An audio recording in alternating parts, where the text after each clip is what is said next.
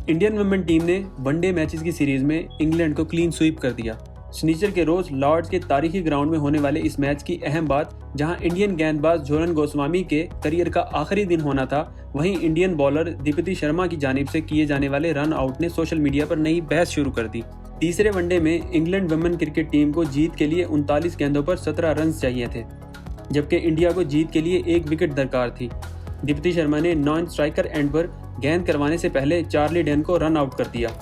दीप्ति शर्मा के run out करने पर इंग्लिश मीडिया और साबिक खिलाड़ियों की जानिब से शदीद तहफ़्फ़ुज़ात का इजहार किया जा रहा है, जबकि इंडियन क्रिकेट फैंस और तज्ज़ियाकारों की जानिब से दीप्ति शर्मा के रन आउट को जायज़ और कानूनी करार दिया जा रहा है।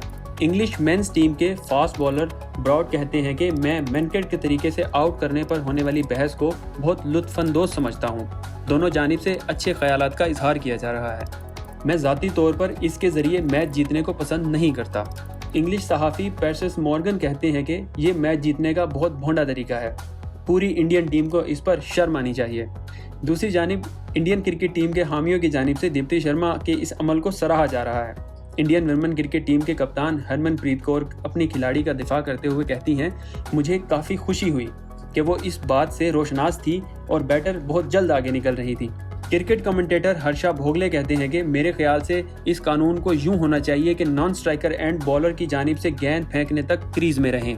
सागुमेश लिखते हैं कि दीप्ति शर्मा को क्रेडिट देते हैं, जिनकी वजह से इंग्लैंड के मर्द खिलाड़ी खवातीन के मैच पर बात कर रहे हैं।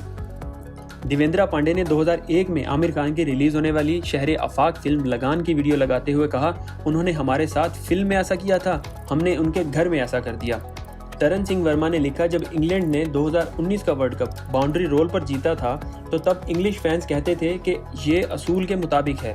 अब जब दीप्ति ने डेन को नॉन स्ट्राइकर एंड पर आउट किया तो वो चिल्ला रहे हैं। अगर ये रन आउट असूल के मुताबिक है तो ये जायज़ है। इस खबर की तफसील और मज़ीद खबरों के लिए आप विजिट कर सकते हैं हमारी वेबसाइट urdunews.com।